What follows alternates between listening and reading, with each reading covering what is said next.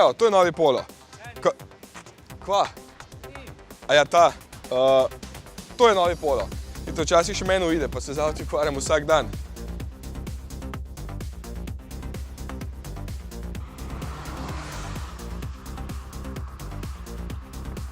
Koliko je mušic. Pri Volkswagenu se svojih prenov ne lotevajo tako očitno kot nekatere druge znamke in morda je to celo bolje, ker bo kmalu, recimo čez 2 leti, itek pripeljal čisto nov model. Tisti, ki so ravno kupili starega, pa potem niso tako jezni, ker niso počakali. Čeprav, če sem čisto pošten, bi bilo skoraj bolje, da bi. Zunaj ni sicer skoraj nič novega, mala drugačnost odbijača, je pa res škoda, da niso dodali še ledic za dnevne luči, ker jih ima že res veliko malčkov v tem segmentu. Ja, zato pa je znotraj predvsem nov. Zelo podoben Golfu, ima praktično enak volan in pa nova multimedija. Pa fine materiale.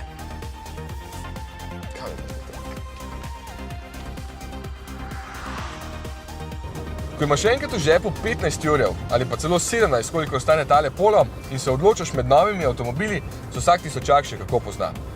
Marsikdo me vpraša, zakaj bi dal več za Pola, če pa konkurenca stane tudi predvsem manj, pa še bistveno bolje izgleda.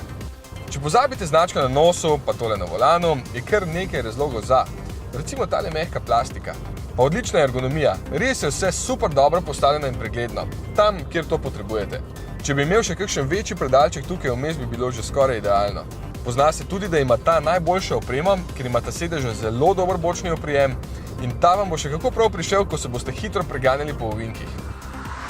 Polo gre s temi gumami še kako hitro. Pravo veselje ga je tiščati, ker ima tako dobro lego. Jasno, 215/45 R17 je razlog. Res dobre gume.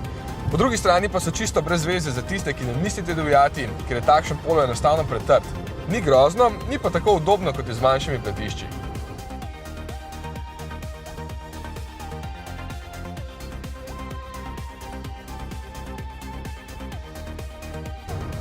Veliko pohval si zasluži še rahlo prelevljen motor TSI. Sedaj ima 81 kW, to je 110 konjev, menjalnik pa v tem primeru 6 prestav. Malo je namiren in rahlo cuka, ko ni ogret, se pa dokaj rad vrti, je odziven in zelo prepričljivo vleče nad 2000 vrtljaji. Za 1,2 litrski motor je precej živahen, po drugi strani pa zelo zmeren pri porabi. Testna znaša 6,5 litrov, kar je za bencinski motor super. Heco, da je Polo kljub svoji starosti in le malenkostnim popravkom spet v samem vrhu svojega razreda. To je očitno tudi na naši lestvici, kjer je spet v samem vrhu po prodaji novih avtomobilov pri nas. Na novo obliko boste morali tako še kar nekaj časa počakati, nove tehnologije pa so že tukaj notri.